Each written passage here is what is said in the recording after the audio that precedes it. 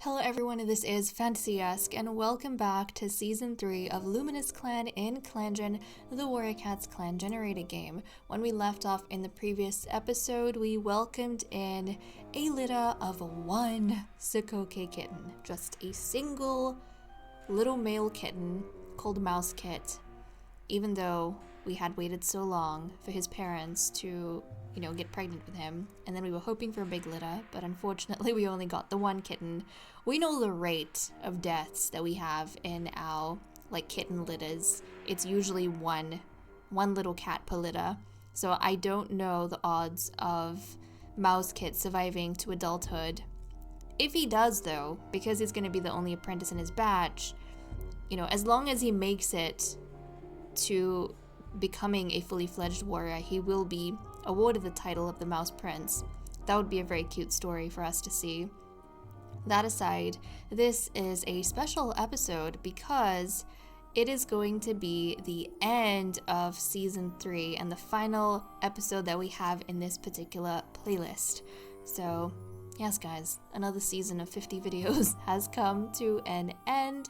So I'm very excited to see how we are going to wrap all of this up. In the last season, I know our final episode is very dramatic because that's when Godzilla Star came into power. But let's see what this particular episode has in store for us.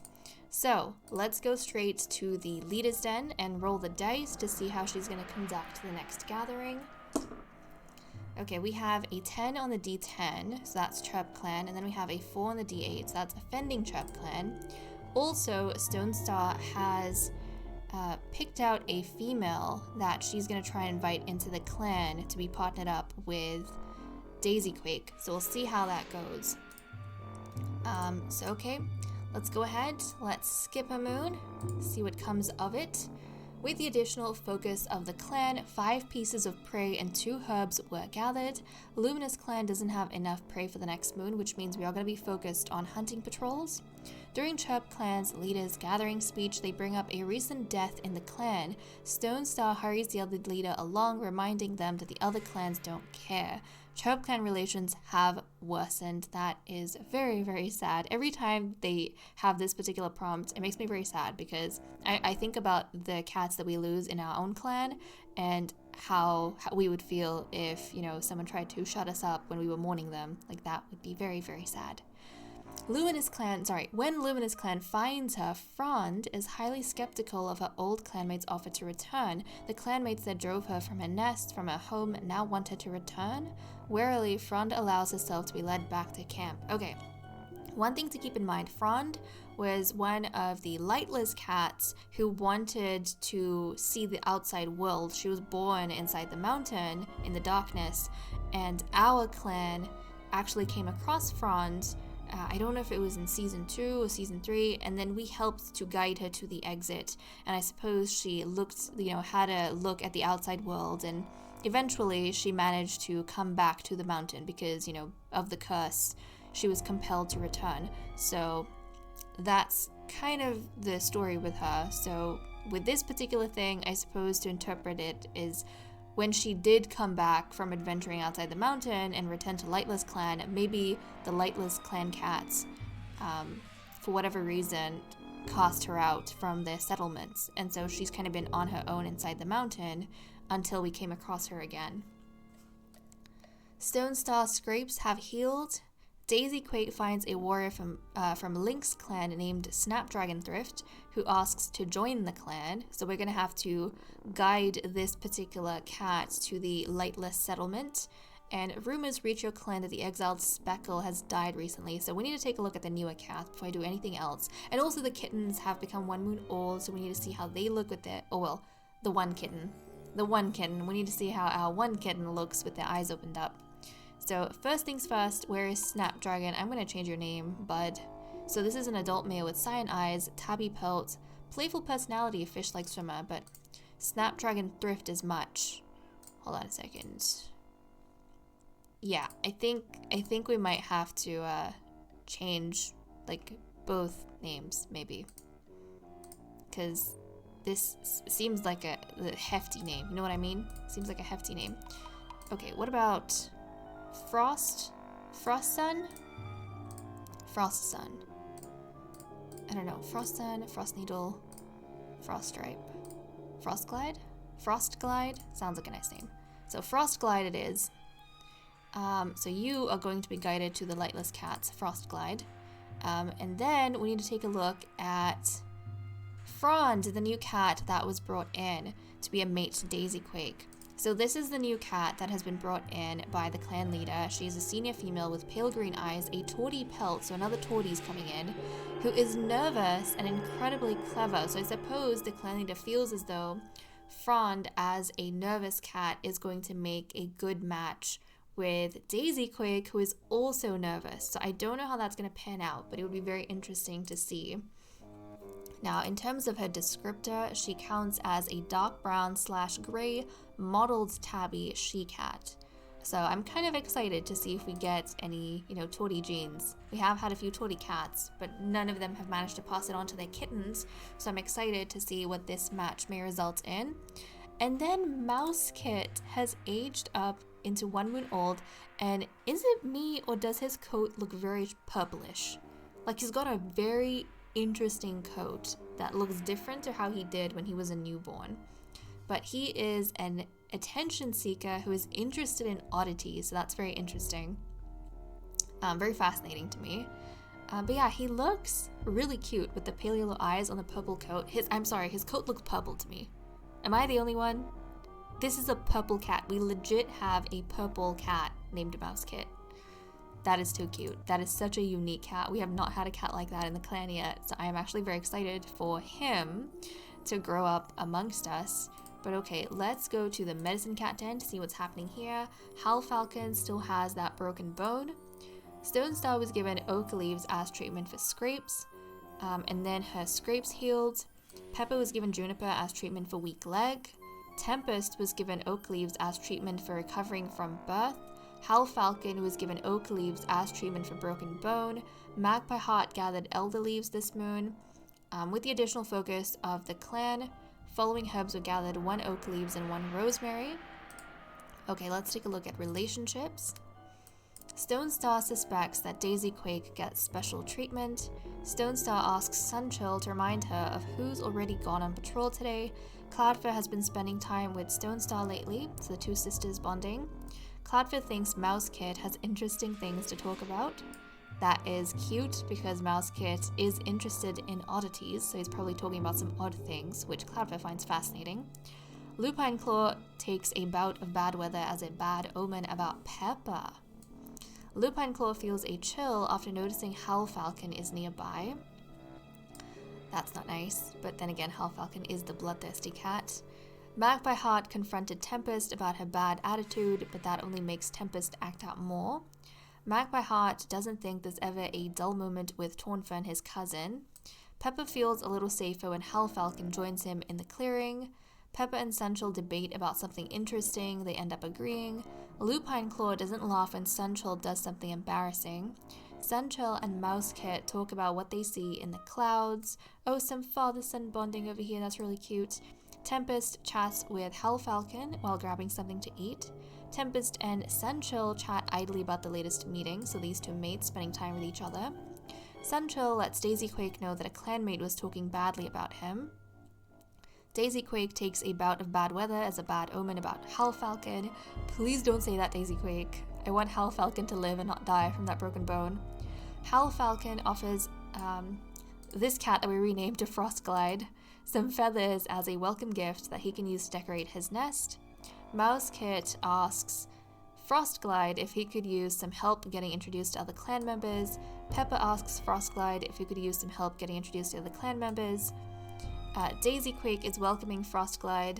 Magpie Heart asks Frostglide if he could use some help getting introduced to the other clan members. Magpie Heart offers Frostglide some feathers as a welcome gift that he could use to decorate his nest. Pepper also offers Frostglide some feathers as a welcome gift that he can use to decorate his new nest. Cloudfur offers Frostglide some tips for building a new nest. Stone Star offers Frostglide some feathers as a welcome gift that he could use to decorate his new nest. Daisy Quake asks Frostglide if he could use some help getting introduced to other clan members. Daisy Quake is welcoming Frostglide. Daisy Quake sees Frostglide arrive in the clan and he offers to show him around. Stone Star asks Frostglide if he could use some help getting introduced to the clan members. And oh my goodness, everyone was all over Frostglide. I mean, makes sense. You had a cat basically leave another clan to come to your clan and, you know, hopefully to be guided to the lightless cats. And I imagine all these other clans, they actually exist outside the mountain, like just outside the mountain.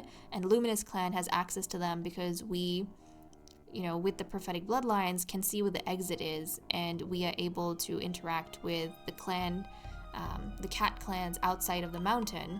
And then we're kind of representatives for Lightless Clan, which is the like cats outside of Luminous Clan that live inside the mountain and are trapped inside the mountain. So that's very fascinating. Tornfern saved a piece of fresh kill that she knows is Stone Star's favorite. Tornfern thinks Mouse Kid has interesting things to talk about. Sanchel asks Frond to speak up while chatting together. Frond was scolded for something that Frostglide gets praised for. Hal Falcon is making up a new clan with Lupine Claw. Mousekit and Frond keep trying to figure out what a bad smell in camp is. So Frond hasn't entirely managed to settle too well into the clan just yet, but she is a nervous cat, so we'll have to see how that goes. But okay, that's all we have for events. Let me cut the recording here and we'll pick up in the cat list. Okay, it is time for us to take a look at the cat list, and we have had some significant changes in the political ranks. Now, obviously, it feels like this kind of thing always happens, like at the very end of the season, where we have dramatic changes in things like leadership. But once more, guys, for the second time in her life, Stone Speck has actually stepped down as leader. And she has handed leadership over to the newcomer, now known as Fronstar. And this could be seen in one of two ways. One, that Stone Speck doesn't have the confidence to actually stay in the position of leader for too long, and maybe she feels as though everyone's expectations of her are a bit like a very heavy burden that she can't lift, and so she always kind of passes, you know, the mantle onto someone else who she feels is more experienced. Or we could view it in a different way, that Stone Speck is selfless, and she knows that her skill set is in like organizing the clan cats and in doing all of the nitty-gritty stuff, but for the clan to move forward and grow, they need to have a visionary that is leading them, you know, someone with a bigger idea of where they want the clan to go, or a clearer idea of how they want to guide the clan, who then Stone Speck as the deputy can help out in a more like targeted way. So I don't know, I want to give Stone Speck the benefit of the doubt, because the two times that she has stepped down voluntarily has been for, well, the first time was for a very good leader, and I'm hoping that the second time is also going to be for a good leader in Fronstar. But that's what we have in terms of changes. So Stone Speck is now the deputy. That means Lupine Claw has been demoted to Medicine Cat, Magpie Heart has been demoted to Mediator, and Sunchill has stepped away from politics because he's no longer needed there. Now, along with Fronstar becoming leader, the clan's focus is going to change. We have been trying to hoard resources under Stone Speck, but because Fronstar is a very nervous cat, I feel like she would be very, very pedantic about making sure everyone is like safe and secure. And so I think she would focus on rest and recovering. The clan will take more care and time in their tasks, and therefore the rate of injuries, illnesses, and outbreaks will be reduced. I think as a nervous cat who'll be worried about the health and vitality of the clan, this is what Fronstar would focus on. So that is going to be our new focus under her. And then, of course, Fronstar is going to take on Daisy Quake as a mate, because that is why she was brought into the clan, for Daisy Quake. And oftentimes when you do have these incidents where the cats take on power, like after they've been brought in to be paired up with a clan born, they take on power. one of the first things they do to kind of appease the clan members is to fulfill the reason they came in, which is take that mate. So Fronstar is going to take Daisy Quake on as a mate, and they are compatible, so I have high hopes for these two. I'm hoping Stone Spec made the right decision in pairing them up, but also in giving leadership to Fronstar. So fingers crossed everything is going to be okay on that front. Now in terms of loyalties, Fronstar has absolutely no cats that are loyal to her, which is very different to how things were under Stone Spec. Obviously because Stone Spec was a clan-born cat, you know, a luminous cat through and through with the second, or the prophetic bloodline from the second prophet, so automatically all of the cats had a lot of respect for her. They don't for Fronstar because Fronstar is an outsider. She's got one good thing going for her, that unlike all of the other outsiders that have been brought in, like Tempest and Pepper, she is not actually a cat that was born outside of the mountain. She doesn't have kitty pet origins. She was born in the mountain as part of the cursed cats, you know, the lightless cats. So that's the one thing she does have going for her, but I could see how the clan members also would be kind of dubious at how well can a nervous cat really lead us. But Stone Spec has a vision, and she feels like Fronstar will bring that vision to life.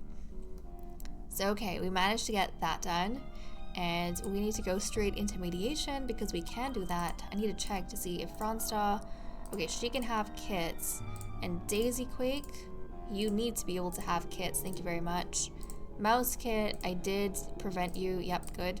Okay, so Magpie Heart, one of his first things that he's going to do is mediate between Fronstar and Daisy Quake. So I don't know how this is going to go. Daisy Quake has known from the Lost Moon that he is going to be paired up with someone, that the clan leader has kind of selected someone for him. He didn't know if she would arrive in the clan, but everything has been a little bit much.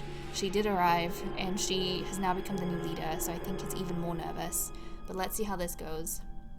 Mediation. Okay, so romance, platonic like, comfort, trust, and respect increased, dislike decreased. So it seems as though both of them have a very good impression of one another at their kind of first meeting as mates. And Fronstar has a bit more feelings for Daisy Quake. So I think she is quite fond of this younger cat that she's been paired up with. So hopefully things are going to go in a very good direction for the two of them, and they're going to end up being like a really strong couple like we had between Sensual and Tempest. But okay, maybe they'll bring some peace to one another. Because they're so, you know, innately familiar with how it is to be nervous, they'll be able to soothe that nervousness in each other. And I love that the cat mediating them is also a nervous cat, Magpie Heart. Oh, this is too funny. 3 nervous cats trying to figure out the future, trying to figure out what love is. I love that. Okay, let's see what all the cats are doing for the day. Fronstar is in awe of Stone Star's leadership. So yeah, Frond, when she came into the clan, was very much, she was impressed by the way Stone Star was leading her cats, and I think she would have been a little bit surprised when Stone Star offered to step down so that, you know, Frond could take her place. But I think because of how much she looked up to the way Stone Star was leading Fronstar now, I think she chose to believe that there was something more to Stone Star's sacrifice, and this is why she agreed to take on the role, because she wanted to be she wanted to be of help, and she wanted to be able to do whatever Stone Star had in mind. But I want to actually look at her leader ceremony because we haven't seen that, so let's go read through that and then we'll continue with the other cats. Fronda leaves to speak with Star Clan. She closes her eyes and is immediately surrounded by her loved ones, friends, and clanmates who have passed on. Stars shine throughout their pelts and their eyes are warm as they greet the new leader. Tail flicking nervously, Frond watches the Star Clan cat approach. Plumraven dips her head and reassures Frond that if she wasn't fit to be leader, she wouldn't have made it this far. Frond braces as she receives a life for endurance, hoping that the starry cat is right. Buttercup Dusk strides forward, an energy in his steps that wasn't present in his last moments. He gives a life for humility. Frond can barely meet Shadowswell's gaze as the starry cat approaches. Her head snaps up as Shadowswell mews at her to take heart in the life she's about to give. As Shadowswell touches her forehead, a life for bravery surges through her, filling her with a resolve she's never felt before. Orchidshine walks up to Frond, offering a life for determination. She smiles and states that the clan will do well under Frond's leadership. Frond tries to keep her whiskers from trembling as Godzilla pads forward. Godzilla looks at her sympathetically before pressing his nose to Frond's head, giving a life for courage, and telling her that her clan needs her now. Melon approaches Frond with his tail held high, nuzzling Frond as a warm greeting. With a soothing purr, Melon gently offers words of solace and support, granting Frond a life for offering second chances. Blissfur steps forward to give Frond a life for unity. Frond grits her teeth as the life rushes into her. Thunderwind pads up to the new leader, softly touching his nose to Frond's head. He gives a life for compassion. Finally, Neostar steps forward. There is pride in her gaze as she stares into Frond's eyes. She gives a life for strength to overcome her fears. Neostar hails Frond by her new name, Frondstar, telling her that her old life is no more. She is granted guardianship of Luminous Clan and is told to use her new power wisely. The group of starry cats yowls Frondstar's name in support. Frondstar wakes up feeling a new strength within her body and knows that she is now ready to lead the clan. I find this very interesting because we had a couple cats that were kind of outsiders who came in. So obviously we had Melon, who was an outsider, but then Godzilla. Godzilla was the cat who came in the last episode of season 2, and he was the troublesome leader that led us into a very long and violent age of war, where we had like all the clans kind of hostile towards us. And then he had to be taken down by another outsider, Glasstar, who came after him. So it's fascinating that he is over here visiting Frond from StarClan.